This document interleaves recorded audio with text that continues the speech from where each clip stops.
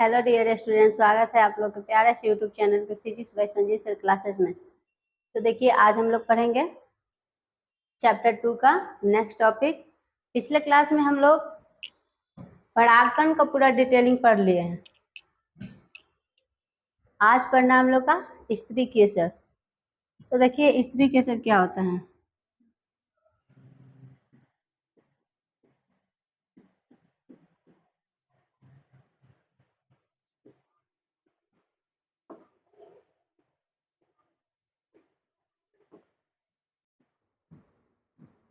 तो देखिए, स्त्री केसर क्या होता है। तो पुष्प का जो भाग मादा होता है उस भाग को हम लोग स्त्री केसर कहते हैं। अर्थात पुष्प का मादा भाग को स्त्री केसर कहा जाता है। और ये स्त्री केसर में ही परागन की क्रिया होती है और यहाँ परागन की क्रिया होती है और फिर फल तथा बीज का निर्माण स्त्री केसर में ही होता है। तो देखिए, स्त्री केसर क्या है। तो स्त्री केसर जो है पुष्प का मादा जनन अंग होता है जहाँ पे परागन की क्रिया होती है तथा फल और बीज का निर्माण होता है। देखिए, स्त्री केसर जो होता है 3 भाग होता है। स्त्री केसर का 3 भाग होता है। देखिए, ये जो है एक स्त्री केसर है, ये एक इस पूरे भाग को स्त्री केसर कहते हैं।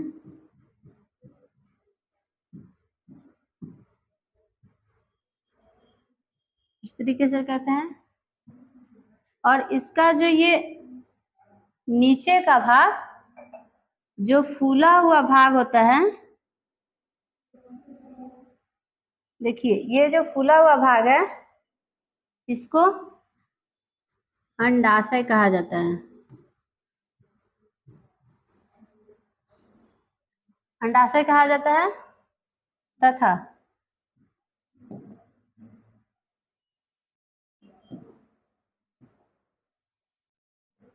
ये जो नली नुमा संरचना है इसको वर्तिका कहा जाता है। तो जो नली नुमा संरचना है उसको वर्तिका कहते हैं।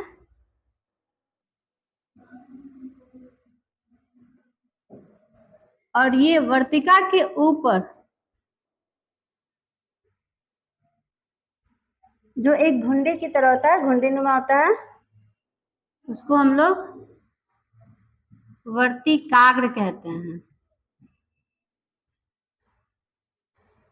तो ये वर्तिका के ऊपर वाले घुंडी जैसे संरचना को वर्तिकाग्र कहा जाता है। और इस वर्तिकाग्र में परागन आता है और परागन की क्रिया होता है। अब देखिए, ये जो नीचे फूला हुआ भाग है उसको अंडाशय कहते हैं। और ये अंडाशय में ही ये जो है ये बीजांड है। अंडाशय में ही एक बीजांड होता है और ये बीजांड विकसित होकर बीज का निर्माण करता है। और ये जो अंडाशय होता है वो विकसित होकर फल का निर्माण करता है।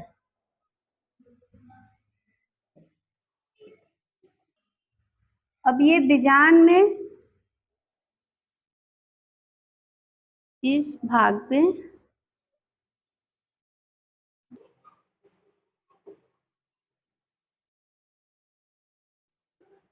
ये बीजांड है और इस भाग पे नर युग्मक होता है, सॉरी मादा युग्मक होता है।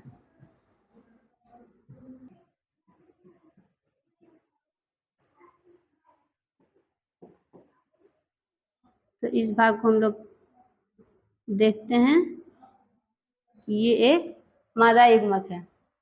तो ठीक है, स्त्री केसर की संरचना किस तरह से होता है, किस प्रकार से होता है, हमने अभी बताएं। फिर से बताते हैं कि स्त्री केसर जो होता है 3 भागों से मिलकर बना, स्त्री केसर 3 भाग से मिलकर बना होता है। अर्थात इसका 3 भाग होता है। इसका निचले भाग को हम लोग अंडाशय कहते हैं, जो एक फूला हुआ होता है, और इस अंडाशय के ऊपर जो नालीनुमा संरचना होता है उसको वर्तिका कहते हैं, और वर्तिका के ऊपर एक घुंडी जैसी संरचना होती है जिसको वर्तिकाग्र कहा जाता है। वर्तिकाग्र पर परागण की क्रिया होता है, और ये जो अंडाशय है, अंडाशय के भीतर बीजांड होता है, और ये बीजांड विकसित होकर बीज बनाता है, और अंडाशय विकसित होकर फल बनाता है। नेक्स्ट है, देखिए ये स्त्री केसर का संरचना है। तो देखिए इस भाग को ओवरी कहा जाता है, अंडाशय। इस भाग को स्टाइल जिसे वर्तिका कहते हैं, और इस भाग को वर्तिकाग्र कहा जाता है। नेक्स्ट है लघु बीजाणुधानी। तो देखिए लघु बीजाणुधानी क्या होता है। तो लघु बीजाणुधानी जो होता है द्विगुणित होता है, और ये बीजांड का भाग होता है लघु बीजाणुधानी। और लघु बीजाणुधानी जो है इसमें सूत्री विभाजन होता है। लघु बीजाणुधानी में क्या होता है, सूत्री विभाजन होता है, और ये लघु बीजाणु अर्धसूत्री विभाजन करता है, और विभाजन के फलस्वरूप 4 अगुणित लघु बीजाणु का निर्माण करता है। ये लघु बीजाणुधानी है, ये द्विगुणित होता है, और जैसे ही ये इसमें अर्धसूत्री विभाजन होता है, तो जैसे ही ये अर्धसूत्री विभाजन करता है तो 4 अगुणित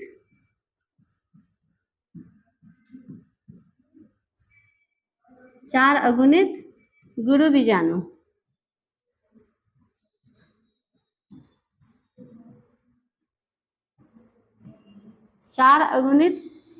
बीजाणु, बनाता है, जो अगुणित होता है। और ये गुरु बीजाणुधानी जो होता है द्विगुणित होता है। तो लघु बीजाणुधानी हो गया। हम कह सकते हैं कि लघु बीजाणु निर्माण की प्रक्रिया को लघु बीजाणुधानी कहते हैं। नेक्स्ट है गुरु बीजाणुधानी या बीजांड की संरचना। तो देखिए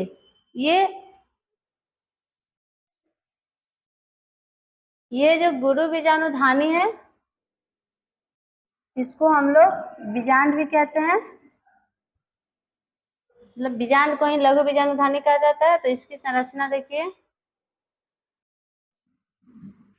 तो देखिए लघु गुरु बीजाणुधानी, अच्छा सॉरी पीछे लगता है लघु बीजाणुधानी कहा गया, तो इसके लिए सॉरी, वहां गुरु बीजाणुधानी होगा। तो देखिए ये गुरु बीजाणुधानी का संरचना किस तरह से होता है। इसमें एक गुरु बीजाणुधानी में ये जो है एक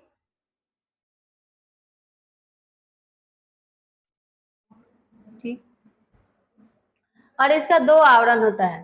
तो देखिए गुरु बीजाणुधानी का 2 आवरण होता है, 1 या 2 आवरण होता है, जिसका पहला आवरण को बाह्य आवरण तथा उसके अंदर की आवरण को अंतः आवरण कहा जाता है। और ये जो है इस भाग को बीजांड कहा जाता है, इस भाग को बीजांड कहा जाता है। और ये जो भाग होता है इस भाग को बीजांड वृंत कहते हैं। और बीजांड वृंत के अंदर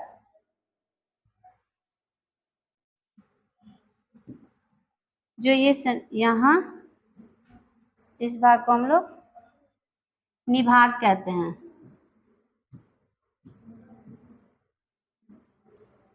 मतलब जो बीजांड के ऊपर वाले भाग को निभाग कहा जाता है, और यहाँ जो एक द्वार होता है, और इस द्वार से इस द्वार के माध्यम में परागण की क्रिया होती है।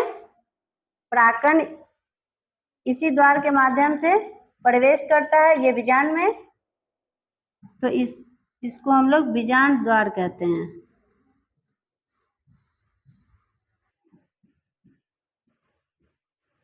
तो देखिए इस भाग को बीजांड द्वार कहा जाता है।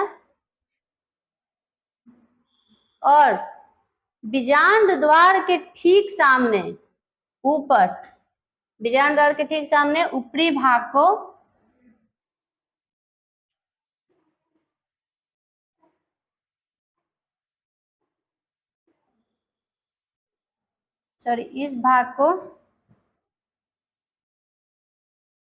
इस भाग को नाभिका कहा जाता है।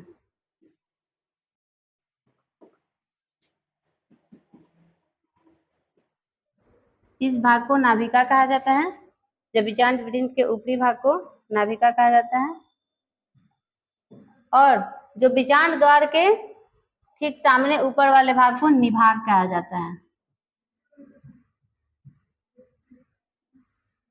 इस भाग को निभाग कहा जाता है। अब देखिए ये जो बीजांड होता है, बीजांड के अंदर बहुत सारे लघु बीजाणु होते हैं। बहुत सारे लघु बीजाणु होते हैं, गुरु बीजाणु होते हैं।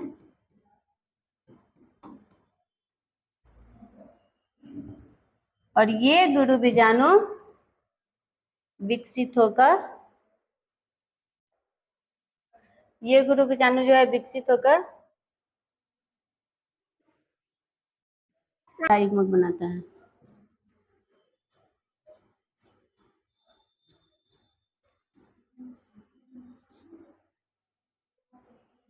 मादा युग्मक बनाता है।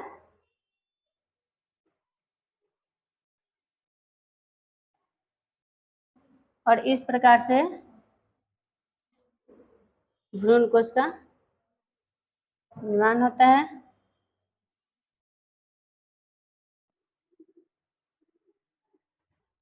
इस भाग को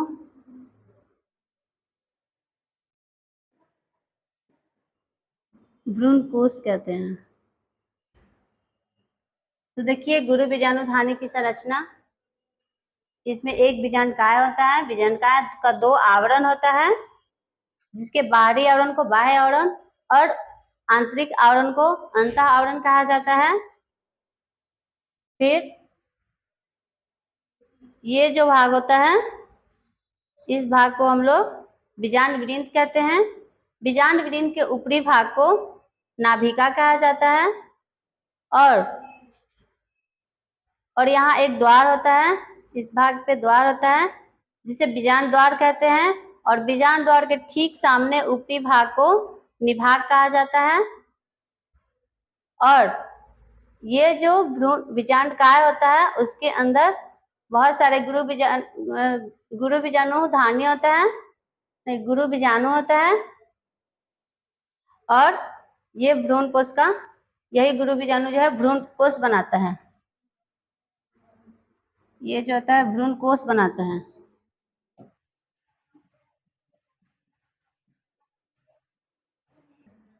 भ्रूण कोश बनाता है। नेक्स्ट है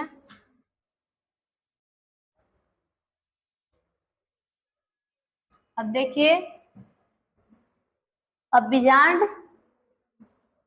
जो है प्रपशु, बीजांड प्रपशु कोशिका बनाता है।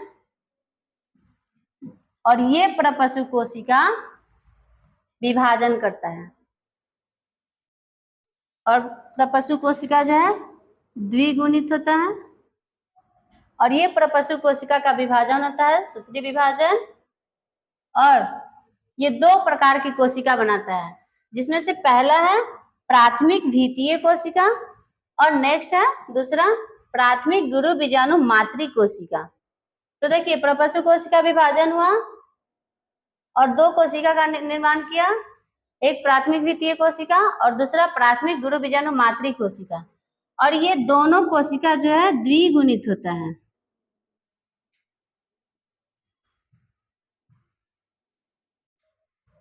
तो प्राथमिक द्वितीय कोशिका और प्राथमिक गुरु बीजाणु मातृ कोशिका दोनों जो है द्विगुणित होते हैं, और ये बीजाणु द्वारा निर्मित जो प्रपशु कोशिका होता है वो भी द्विगुणित होते हैं।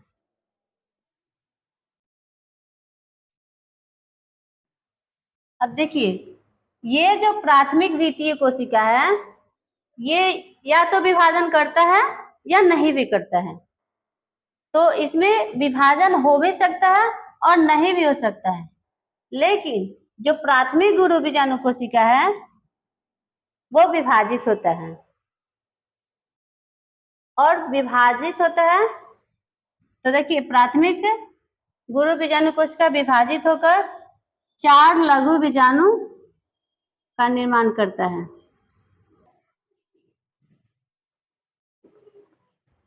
प्राथमिक गुरु बीजाणु कोशिका विभाजन किया और 4 अगुणित लघु बीजाणु का निर्माण होता है, जिसमें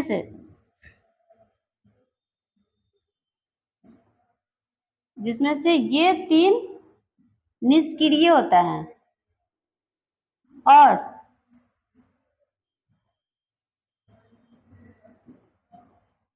ये जो एक है क्रियाशील होता है।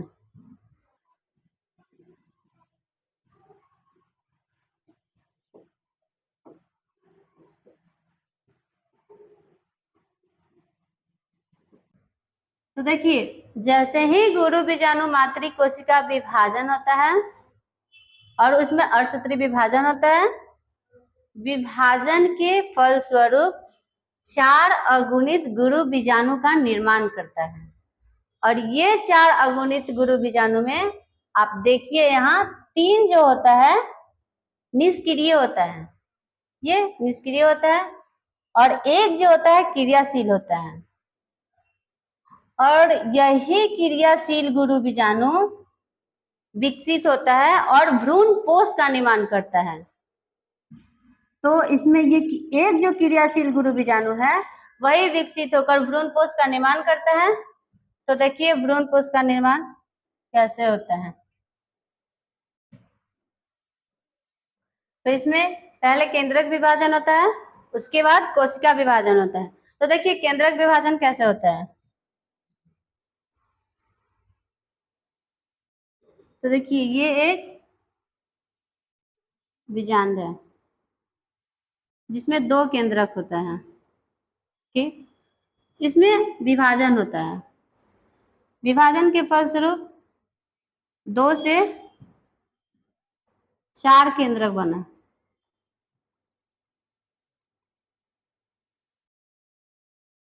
फिर विभाजन हुआ, फिर 4 से 8 केंद्रक का निर्माण होता है।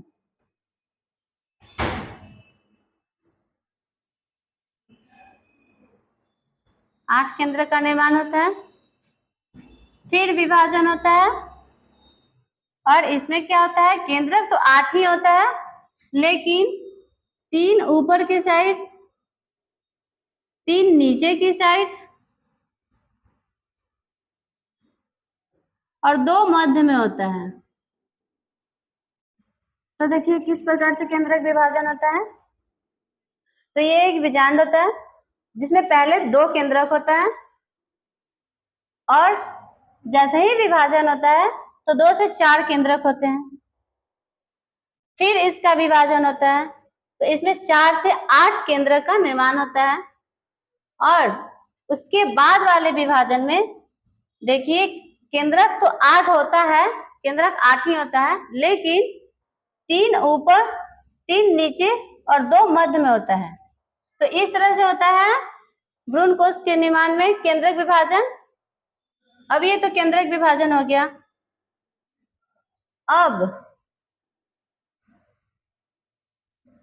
अब इसमें प्रत्येक केंद्रक जो होता है अपने लिए कोशिका का निर्माण करता है, अर्थात इसमें कोशिका विभाजन होता है। तो देखिए कैसे कोशिका विभाजन होता है।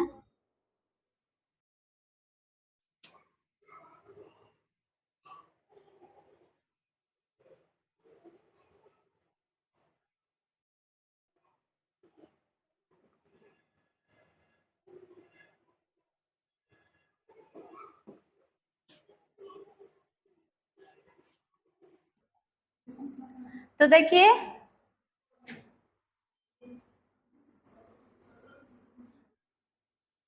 इसमें कोशिका विभाजन भी हो गया। तो देखिए प्रत्येक केंद्रक जो है अपने लिए कोशिका बनाया, जिसमें से 3 कोशिका ऊपर बना, 3 नीचे, और एक जो है मध्य में बना।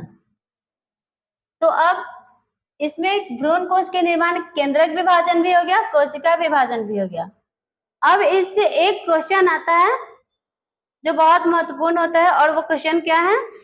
तो क्वेश्चन यही है कि एक भ्रूण कोश में कितने केंद्रक और कितने कोशिकाएं होती हैं, अर्थात एक भ्रूण कोश में केंद्रक की संख्या और कोशिका की संख्या बताएं।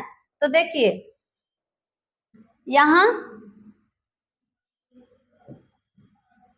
केंद्रक 8 है, 3 ऊपर, 3 नीचे और 2 मध्य में, तो 8 केंद्रक है।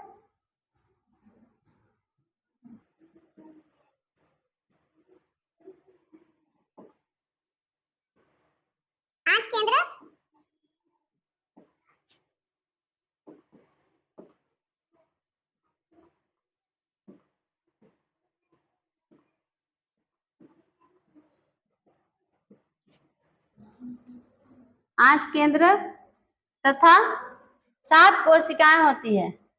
देखिए 3 ऊपर, 3 नीचे, और ये जो मध्य में है 1 है, ये 1 है। तो इस प्रकार से कितने हुआ कोशिकाएं? तो 7 कोशिकाएं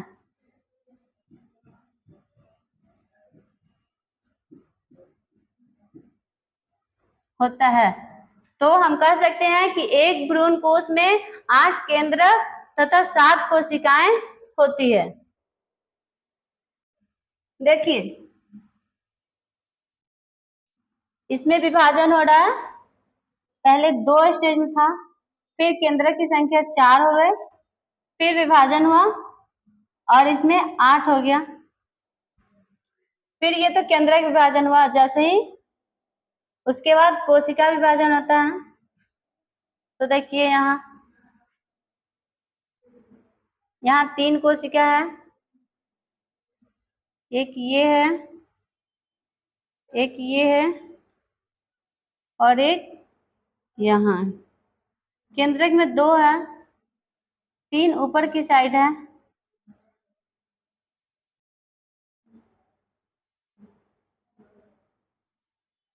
और 3 नीचे की साइड है, तथा 2 केंद्रक मध्य में है। ठीक, कोशिका भी यहाँ एक कोशिका में होता है। तो इस प्रकार से आप लोग देखें कि भ्रूण कोश का निर्माण कैसे होता है। तो देख लिए।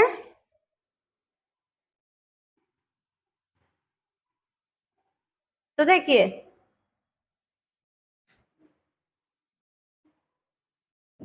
अब ये जो भ्रूण कोश बनकर तैयार हुआ,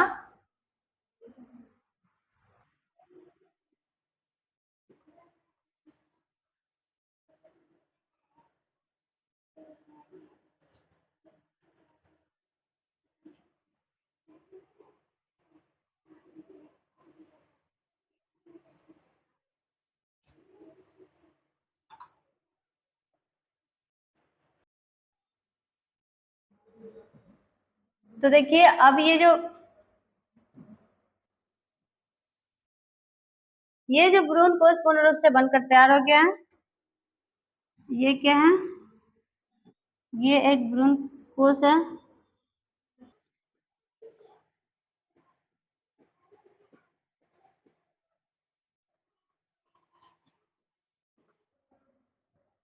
देखिए अब भ्रूण कोश में ये जो कोशिका है उसको क्या बोलते हैं?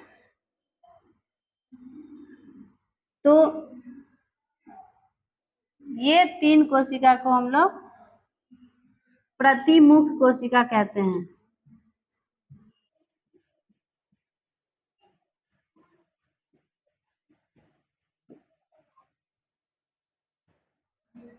और ये जो कोशिका मध्य में होता है उसे ध्रुवीय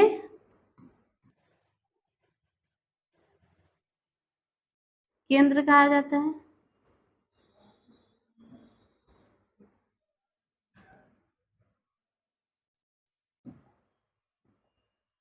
नेक्स्ट, ये जो दोनों साइड वाली कोशिका है इसे सहायक कोशिका कहा जाता है।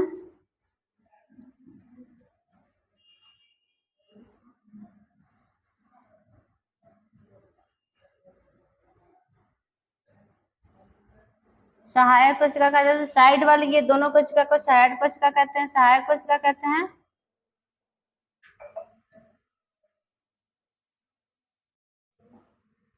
और ये जो कोशिका जो मध्य में जो दोनों सहायक कोशिकाओं के बीच में होता है उस कोशिका को अंड कोशिका कहा जाता है।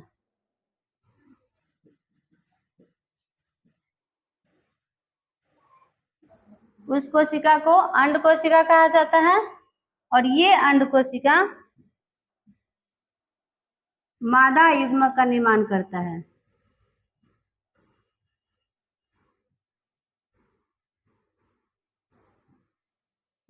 तो यही अंड कोशिका जो है मादा युग्मक को बनाता है। तो इस प्रकार से जो भ्रूण कोश का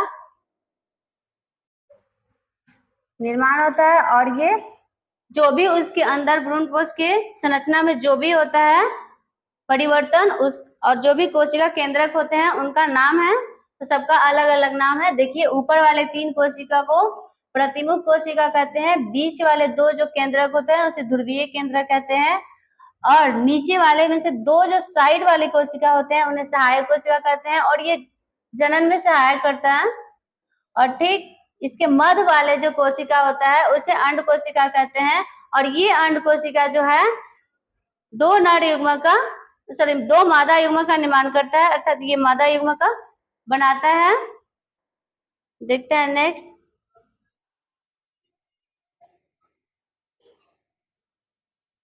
तो देखिए इस प्रकार से बीजांड जो है पूर्ण रूप से बनता है और बीजांड की संरचना यही है, जिसमें से इसको तो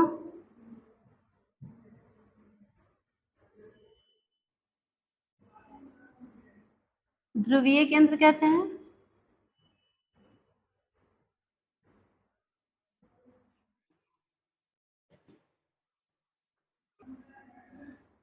और ये दोनों साइड वाले कोशिका को सहायक कोशिका कहते हैं।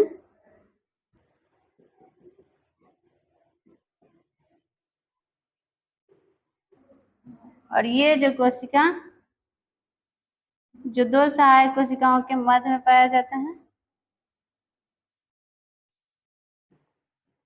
उस कोशिका को अंड कोशिका कहा जाता है।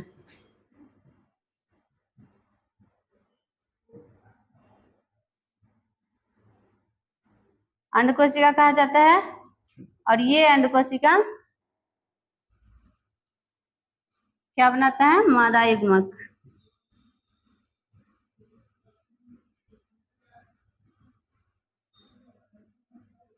ये अंड कोशिका ही मादा युग्मक को बनाता है।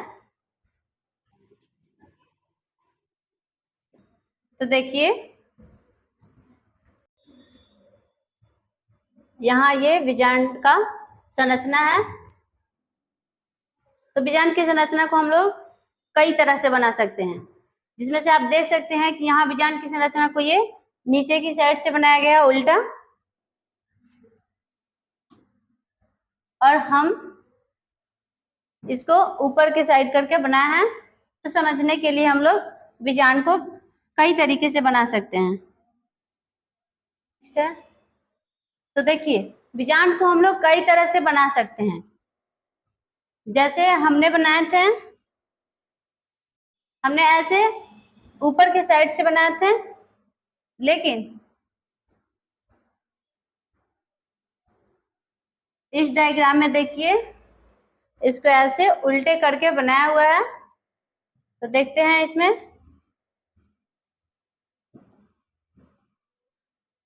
ये जो भाग है इसमें,